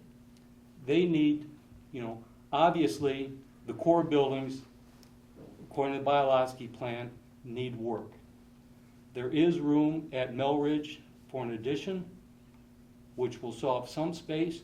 And my biggest thing was, when I looked at, when I visited Parkside, the principal showed me the, special education or the kindergarten classes, they have bathrooms in the classroom. And that is a very good functional use of that space. But Melridge and Buckeye don't have that. I was over at Buckeye Friday, they're working off a cramped bathroom over there with a changing table and a toilet and everything, and there was just jam for space in there. Hopefully, we freed up some space there, I don't know yet. But if we're gonna maintain those buildings going forward, we need new addition of your pre-K or K and special education space with, the proper facilities to, service what we need to service. And so immediately, those buildings and Riverview need to be looked at in just how much space do we need going forward, and work to accommodate that and bring the rest of the buildings up to space. There's room for additions at Buckeye. We have to think out of the box, and we can do that. But those are the priorities, in my opinion, that need to be addressed. We have this grand facilities plan coming down the line, and that's fine. We should plan for that. But the immediate needs is to explore the possibilities for expansions or renovations to accommodate the growing needs of our educational programs. Identify opportunities to optimize existing space for better utilization. So that's where we need to focus. And all this other stuff is just noise for now, because it's a strain on the faculty and the staff over there, especially at Buckeye. And that needs to be relieved somehow. So we can talk all we want here about other things, but those 2 buildings, plus an addition on Riverview, need to be addressed as priority, in my opinion. So are we disregarding what we're hearing from the community? Because I think part of what the community is saying. What's the community gonna say? No, we have these facilities, we need to provide space. So again, we disregard what the community is telling Yeah, us they no, want. I think that. I'm asking Mr. Keeney. Okay, No, go okay, ahead. okay, what kind of community input is gonna be necessary for those elementary schools? I don't know, I seem to think that we did that the last time and the community voted us down and we had board members who said that we didn't need to do what we were gonna do. I'm not sure, like, we didn't listen to the. They didn't want we they didn't quote- want a new levy. We So quote- what, that's we fine. have existing money, what can we do with whatever existing money we have to rectify issues at those buildings? I don't think you'll be able to do that with our existing money. Well, that's let me- what we need to find out. We need hard numbers. I want to know, what do we need at each facility, and then how much is that going to cost? And then we have to figure out if we're going to pay for it. If we can pay for it, good. If we can't pay for it, well, then we're out of luck. So again, we have a committee that's putting together a long-term plan. Why would we add on to Well, a building without knowing what they want us to This is do? a short-term plan. It's not a short-term plan to put on We an have Buckeye and addition. we have Melridge. It's- That is a Okay. priority along with something to do with Riverview. But what if the community decides that they want Buckeye and Melridge to go offline and building a completely new elementary school? I'm just asking, like, why would we spend money on things that Well, wouldn't we be as a staying in board place? are Like, supposed to be the responsible decision makers as to what's best, to spend the taxpayers' money on. Right, and if Well, the I think we did taxpayers are that once. telling us But that there's they only a want. few taxpayers. The taxpayers are the ones in the voting booth that voted all the Right. big stuff down. Right, and that's why we're looking for a new facilities plan, is because we listen to them. We Well- listen to them. That's not even on Well, the table The now. facilities plan is, we need space at Melridge, we need space at Buckeye, and we're gonna need more space at Riverview. So, Ms. That is our short-term facilities plan that buttons into the long-term facilities So, plan. Mr. Keeney, what That's- would you that's like them my to bring back opinion. to you? What would you like them to I bring back would to the like to board? know how many more classrooms are needed for K-4 or pre-K to 4 special education at Melridge and Buckeye. Plus, how many more classrooms are gonna be needed at Riverview? That's our immediate, focus. So Okay. when we talk about, yeah, go I'm ahead. sorry, when we I talk was just- about, So I was gonna ask one question, let me ask the one question, interject it, and it doesn't even need a full answer, it's putting it on the table and answer it, or not answer it. In the month 6 to 7, it says synthesize the gathered information and insights to formulate robust recommendations for the 5-year facility plan. And so my question is, who's gonna do that? so the actual synthesizing will come from that, once we get the feedback from the plans that we put out there. So part of it is, it's a combined access of, we're gonna have these feedback meetings again, get feedback from, hey, here are the choice plans that we came up with, because I think having conversations, just say, hey, we have facilities, what do you need? Everybody comes with their own bag, they all want their own things. So some of our parents of athletes want new sports facilities and don't necessarily, the school facilities are fine. Some of our parents at Buckeye they don't want trailers. Some of our parents at Riverview are concerned about, everyone's got their own issues. So it really is taking the feedback from the initial listening session, where we said, what's that? Coming together and say, here are some plans, what do you think? And also the legitimate cost behind it, because I don't think you can have some of these conversations without talking cost. Would I be wrong? I don't think I'm wrong in that as a part of it. And I think the Are you next step. saying money's important? I'm saying money is very important, because it's not just, and I will say the other part of it too, being responsible, does not just exist about the cost of building. Yeah, it'd be great to have all of these new classrooms, but each of those new classrooms is a commitment to at least $100,000 of a teacher in the room. So annually, and that puts a tax on operating. So all of a sudden our operations, so it would be fantastic, but then operations become an issue, and we are getting more money, but we also have other issues that are coming up, and it's more expensive to run the business we currently have. So I think that's a part of it that's there. To speak specifically to Melridge and Buckeye and the classroom spaces, I would agree. Those classroom spaces are not the same as they are at Riverview. But I would say one of the larger things that's always been a hang up there that Riverview and Parkside eliminate is they have a separate gym from a separate cafeteria. That allows them to do more programming, more educational space, allows for specials. We know the importance of physical education in our students. That's important. That doesn't exist right now. So just building kindergarten classrooms into one of those buildings doesn't necessarily fix that. That would be great, but it doesn't often impact that. I think that's why in the initial facilities plan and that initial committee said Lamouth is the opportunity. It's centrally located at. In fact, Ellison Creek, which is right around Lamouth, that building goes to Melridge. It's centrally located. That was the elementary school at one point. So in terms of I think there's some needs for this to what's a short-term need, because we've identified some of those short-term needs that exist. But those also come with the cost impact of, if we add 8 classrooms, here's the space for the physical space to build them, but then also here's the cost to operate them, and what does that do to our 5-year forecast? Because I think that's an impact as well. If we're truly being, to that point, there's nothing worse than building these great new classrooms than not being able to afford a teacher to go into it.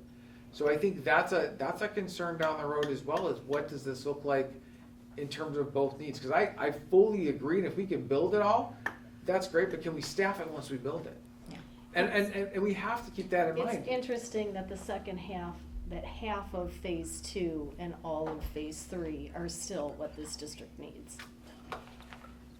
It's the half of phase 2 was the building of a new middle school. Phase 3 was the repurpose of Lamouth, and had that happened, we wouldn't be having this conversation. So that's, I guess that's the thing, And it's the so second when half. when I talk of short term and solutions that are sustainable and short term, I think it is worth our interest to investigate expanding Lamouth and moving 5th grade to it. All of 5th grade, that opens up 4 classrooms in each building. You can move special education there, you can move preschool there. That would free up room at Buckeye and Melridge. We put preschool at Parkside.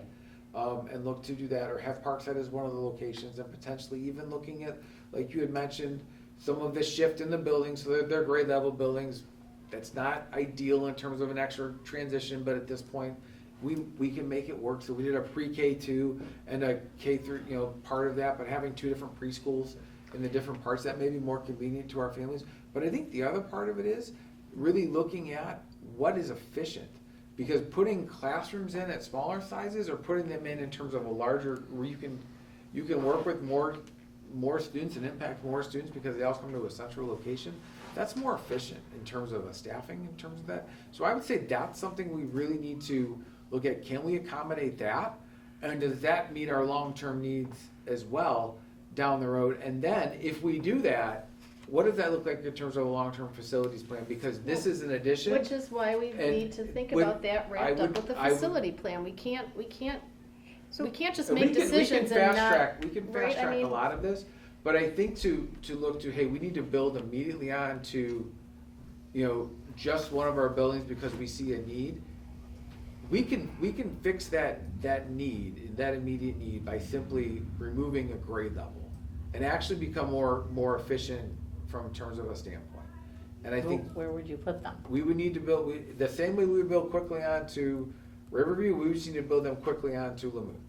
And we could do it in terms of that way, and that's a different look to it, but then we clear up 4 classrooms in a different level pod, where you can actually put students in that looks a little bit different, but yet they're in the class in the building that's set there, and everybody gets something. And again, I stick to that point where building new onto just one building and then saying, oh yeah, we'll get back to you.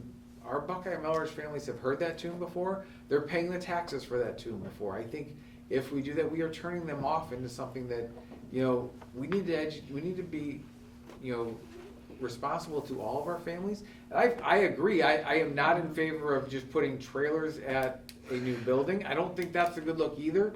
I think that's a horrible look. I think I would like to get rid of all the modular units. I think that's one of the goal of the facilities plan, is to do something that gets rid of them. It's permanent. We need to do that. That needs to be a priority. We need to make our spaces so that they're equitable. That's all the way across the board. That includes separate gym and cafeteria. These are conversations that we've had. What does that look like? And I think, and I would agree, spaces are things that we need, but it also is, we also have to be minded that we just can't go and put a bunch of classrooms in, and not have the wherewithal to say, what does this impact our 5-year forecast? Because the other part, a lot of these developments don't come with any new money for a long time. So I guess I'm just gonna keep going back to, those are the things that have to be brought back to the people, the community members who are part of this committee, and instead of bringing those things here, they have to be brought to those individuals to say, well, what do you think of this, and if we do this in the short term and we incorporate this into our long-term plan, we could do this, this, and this. I believe that we took that process away from the board because the community didn't want the board to be the ones to, ultimately, there's 5 different people with 5 different opinions on what the district wants to see. I'm not going there again, and we put it back to the community, so we have to let them be the guiding factor of what it is. So instead of sitting here and giving the board this information, give that to the people on this committee and let them determine, let them vote, let them do whatever. I don't know how you facilitate it. So let me ask, That's the whole point of having those people involved. let me ask a question. I've been listening, I'm trying to make some notes here. Again, you were planning on bringing something back to us in December with a plan. I think, in my mind, part of that plan would have been the short term. What are we gonna start doing short term, okay?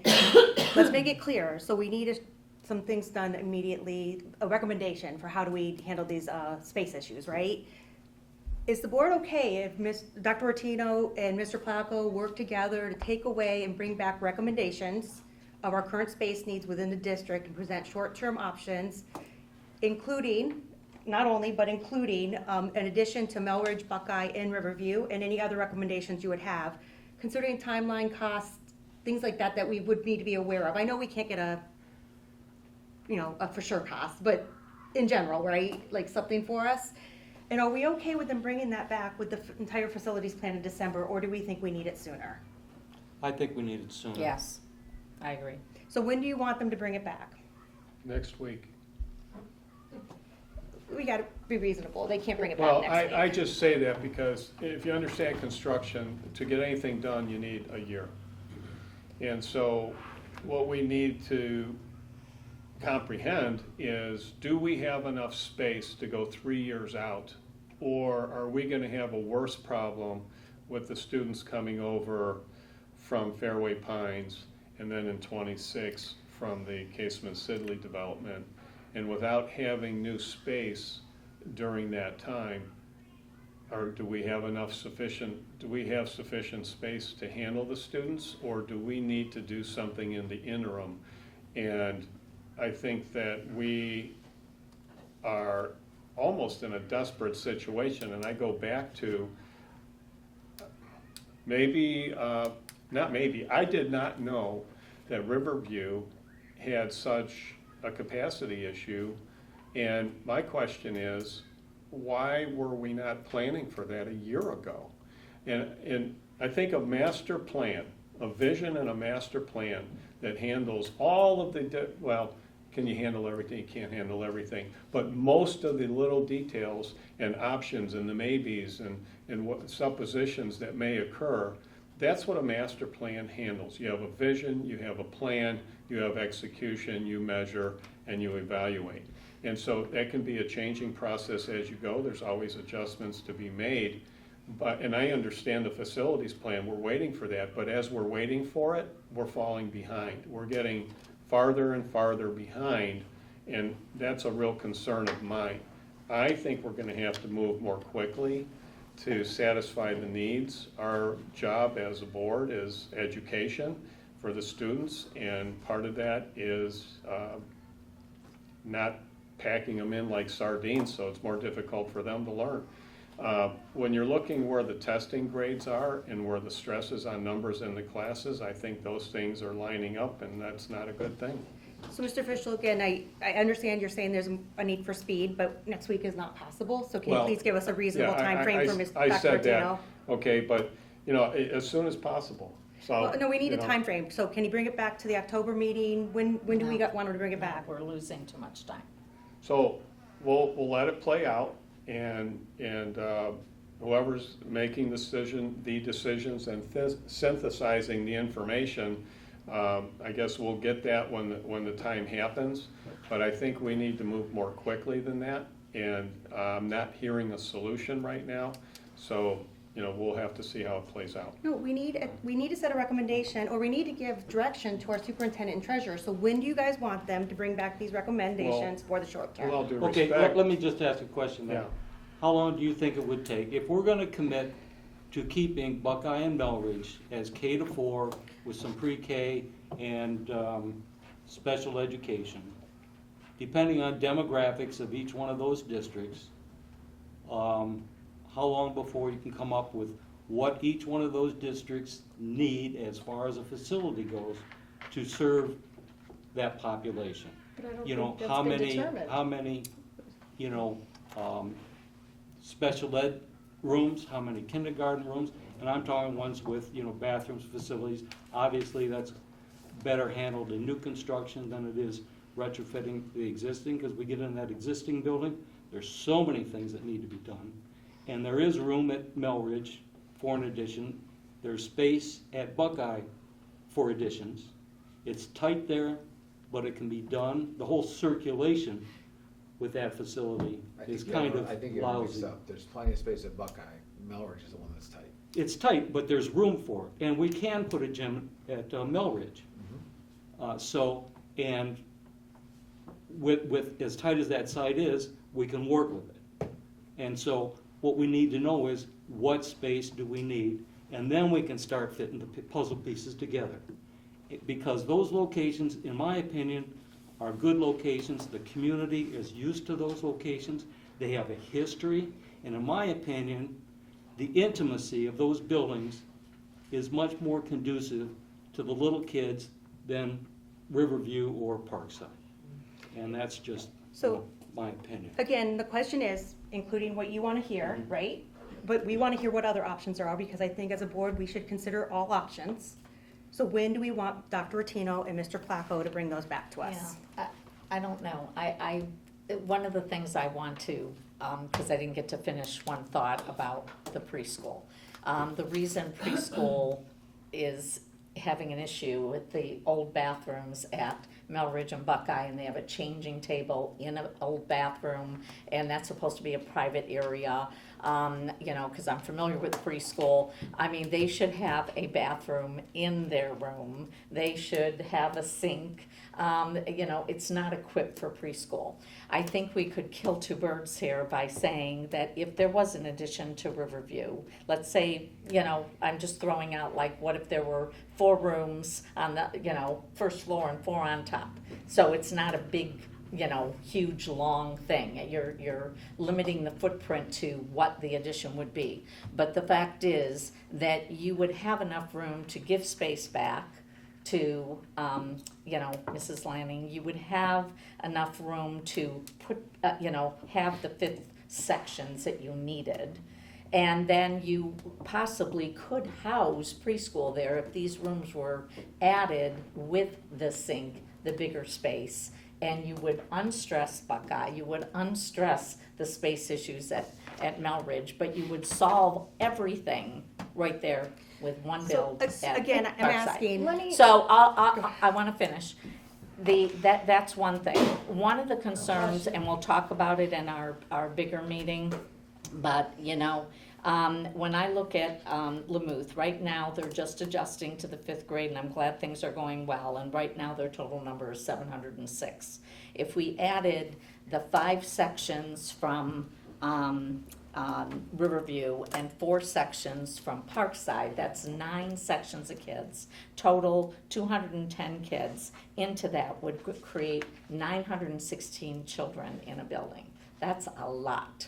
I mean, sometimes I've seen it done, like when I was in South Lyndhurst, where they used Greenview and they actually had a section just for them. Or like if you had, if you incorporated preschool at Riverview, they don't eat lunch there. They come in a half an hour later. They leave a half an hour earlier. You're not having a strain on things, and yet they're self-contained in their rooms with bathroom facility and so on.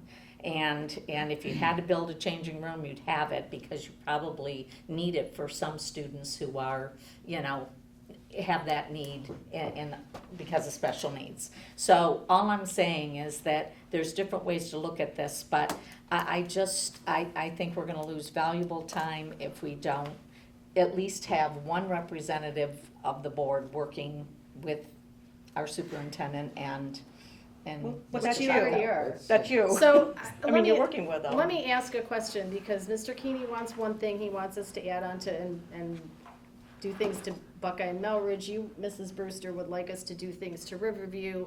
At this rate, this board is never going to agree on anything, which is again why we put this out to the public and said, hey, public, what do you want? Because we've had this issue before where the board members, like, really, this is up to the community. What is the community going to support? Not what are we individually as people going to support, 5 people sitting at this table. It's what can we agree that is being recommended by the administration and our superintendent and the community that we can do. And if we can't agree with what the community and the superintendent and our administration is saying, then we are at a stalemate completely every time we meet. So I'm asking, like, what are we now waiting for them to come up Okay, with some let recommendations? me address that a little bit. You know, we're here for a certain amount of time, the community is there for a certain amount of time, the administration's here for a certain amount of time. Those buildings need to be here, and those buildings need to serve that community and the administration and the board.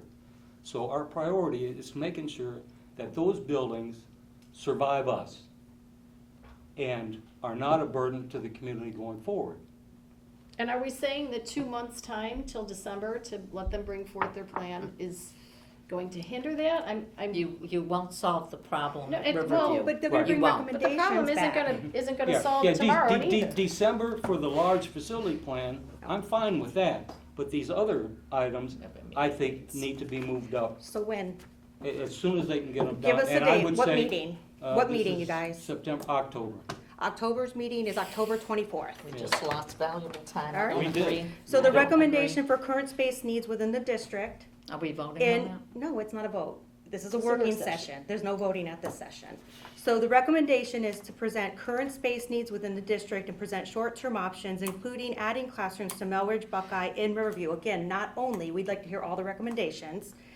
Give us timeline, cost, staffing, logistics, anything you think can be brought into that. And will any of that be wrapped into the long-term facility plan? I guess that's my biggest concern, is Right, if we're going and- to talk about that, it's got to wrap and All of fold. this is a component of the long-term facilities plan. So I can't It's hear just one without addressing the other. immediate needs So and I think, long-term. yeah, I think that everything that's being said here by everybody goes into one thing, which is, our master plan is showing to be insufficient. And the time frame that it's taking to get it done is causing us problems. And now we're looking to have to act more quickly than what the result of that plan would be. And I understand the 5-year facilities plan is more of a master, and sometimes you have to do something in the meantime. But the bottom line is that the lack of proper planning has put us in this situation, and it goes back to Riverview. We knew, I say we, the district knew that there was a population capacity issue over there at least a year ago, and now we're talking about it now, how do we solve it? And there's almost no time to solve it. So now we're up against, okay, name a time as to when this plan will be and all that sort of thing. Well, the plan needed to be done 2 months ago. And so here we are, what do we do now? So that's our issue, I believe. We're kind of behind the 8 ball. Yeah, so don't we have a meeting on the 12th of September next week? We do. We can't get some initial They report? have a day job too. I mean, I know, that's the whole thing. Well, that's why we're asking for more We're gonna lose time. another whole year and We're not not address gonna the lose space. another whole year. We're asking to give them a month to put together a recommendation and bring it to the board for us all to consider all parts of it. That's all we're asking for. Outside of what the facilities plan, in my opinion, I think we can wait till December to get why would we put classrooms on a building that might not even be there? If our facilities plan comes back and says we want this, Which building? I don't know, because I don't have a I'm facilities talking plan. about Riverview. The Okay, space but you're issues at focusing on Riverview. one school. Right, I'm we have a focusing district on one- issue. I know that, but what I'm saying is that, yeah, we need to talk about your concerns. When can you have a recommendation ready? October would get all the numbers, we can get that there, I can give parts all the way through. I think to Mr. Fischel's point, coming into this, I inherited what I inherited. Working through it, I know that we've looked at Riverview, we've continued to make additions to Riverview. I think that the master plan was part of the facilities plan. I know that we planned Riverview with plenty of special education classrooms that have since been moved out. I think to Mr. Keeney's standpoint, I would love to get those special education classrooms back into one of our newer buildings and out of our legacy buildings, which does open up spaces. We had spaces there, we put special education rooms there. To preschool in itself, or we moved preschool classrooms from 3 floors at Hill Road to 2 buildings. And at Hill Road, they didn't have the same aspects that they have now. The buildings were a little bit unfull. It was our preschool and a couple other schools, but it wasn't a building that we owned. we move them back in-house. I'm not opposed, I think you're right with all of what you say and recommend. For part of it, I think it needs to be a strategic plan that does have the most, kind of where we're shifting things to make the most sense and that can be done the quickest. That will take a little bit of time just to get some numbers from people as to, hey, you know, if we were to add X onto this building, what is a ballpark cost in if we're building starting this year, starting next year, starting that, and they're all costs. I think the one thing that we need to talk about is, you know, we're adding high dollar spaces in terms of square footage. We're not adding gyms or cafeterias. We're adding these classrooms and hallways and mechanical rooms and all those things that are very high dollar. But you may be adding a gym. Well, if it's at Melridge and Buckeye, Cafeteria. it's You gyms. very well and- might be. Yeah, we do need to do, I think that's a bigger, to make a decision for that without the input of those two communities to say we need, you know, what makes sense for them is, you know, pre-K 1, 2, and then 3, 4, and we're gonna put a gym on one and not on the other. I mean, that could make sense in some aspects, but then that also has a community input where I was a Melridge family forever, and now I'm shifted to both. So to have that community input as to what your concerns are, I think is a big shift in what else are we doing to the building to make it, you know, significantly upgraded for them, because that's the other point that I'll go back Right, to. we can't is just add on to as- Melridge and leave the old section the way the old section As a- is. Well, as a we have part- to do it in steps, in stages. I I agree with you, the old section needs updated, but, you know, it's functioning, it's working, but it doesn't have the space. So we have new space that is independent of, heating, air conditioning, all of that other stuff from the other building, so it acts independently. And then when we go in to renovate the older section, you know, we don't have any disturbance with the new portion. And I fully agree with all that. I think the one concern from a community standpoint really truly is, if we focus on Riverview first, we lose those families and we don't get them back. Because we again, even the one thing that came out again is when we built Parkside and Riverview, at that point, We promised those Melridge and families that Buckeye we would didn't even address get them. new desks, new furniture, they got hand-me-downs. It's not, we owe it to them, you know, to make part of this next focus on them as well and incorporate those families into it. That's something that we owe to those families and to this community. And I think that's, that to be adamant about, you know, what did we do? We gave Buckeye a used modular unit last year, which took a long time to put in. But it was, you know, it was something to eliminate the short-term space needs with it. This is a temporary, and, you know, what does that look like for those families moving forward?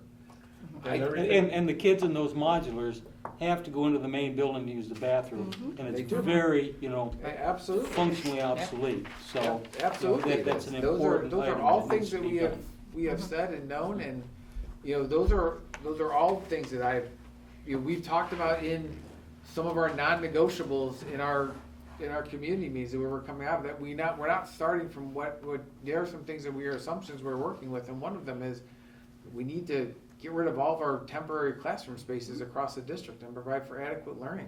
We need to provide, you know, the same experience, you know, in one pre-K building to another, and that's in terms of length and duration and space. And I think when we look at those, we're talking about adding a whole lot of spaces to these places, or what else can we do in a plan? And it has to be a step plan. I mean, everything we're saying, I fully agree with everything that's being said here.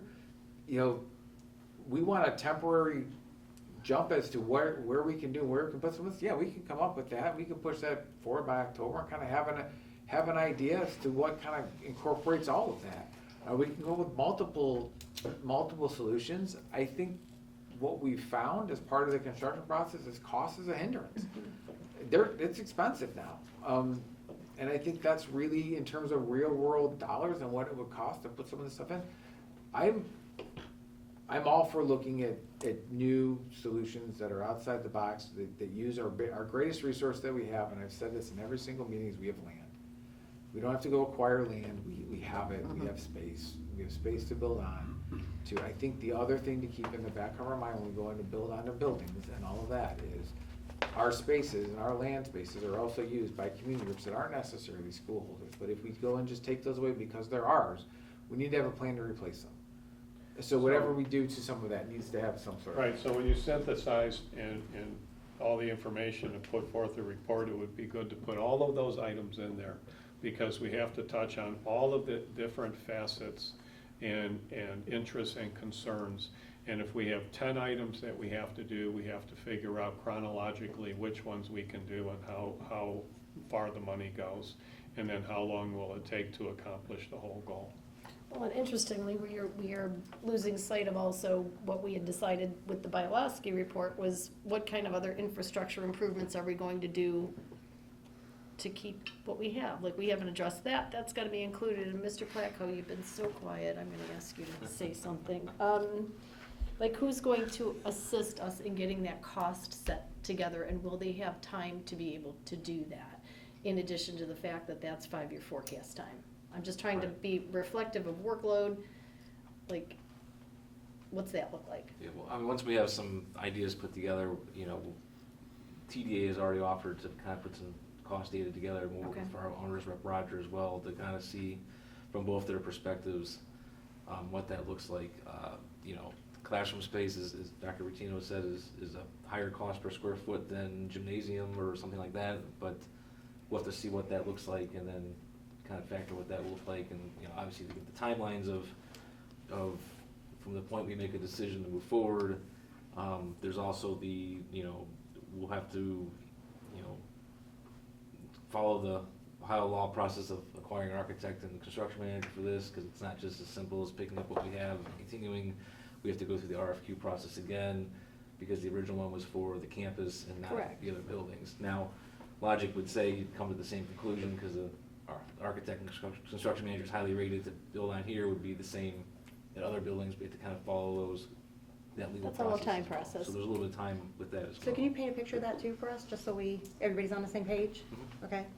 And then what's all that mean to your own workload timeline with the 5-year forecast that's due November Right. this year? It's a challenge, but Just saying. So again, we landed on October, you can have something ready? Well, we will have some. And October what? Our board 24th meeting. is our regular meeting?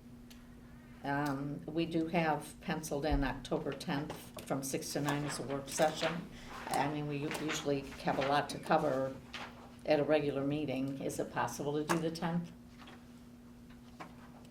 That's a stretch. That one's gonna be tough to have a little bit of accurate numbers. It does depend on TDA and also Roger to see what their workload is, because we were asking a We lot of them. tentatively, Can you I mean, we consult? can update at the regular meeting in September where we're at and decide then. Yeah, can we do that? if the 10th will work. Or After if they it's, touch base with everybody they need? okay. I just had it penciled in. Yep. So everybody, make sure, yeah, keep that possible work session on the calendar.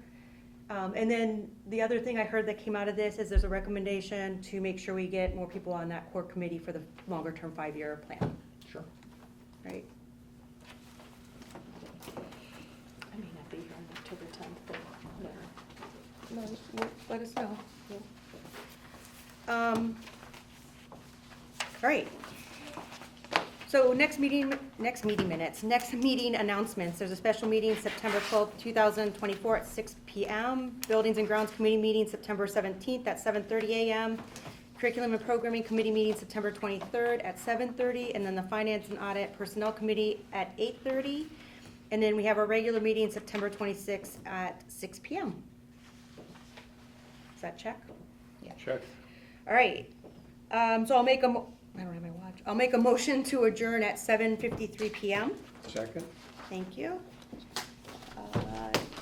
Then can you call the roll for us? Lori Krenisky, Aye. Linda Grassi. Aye. Denise Brewster. Aye. Scott Fishel. Aye. Dennis Keenan. Aye. Motion carried. Thank you.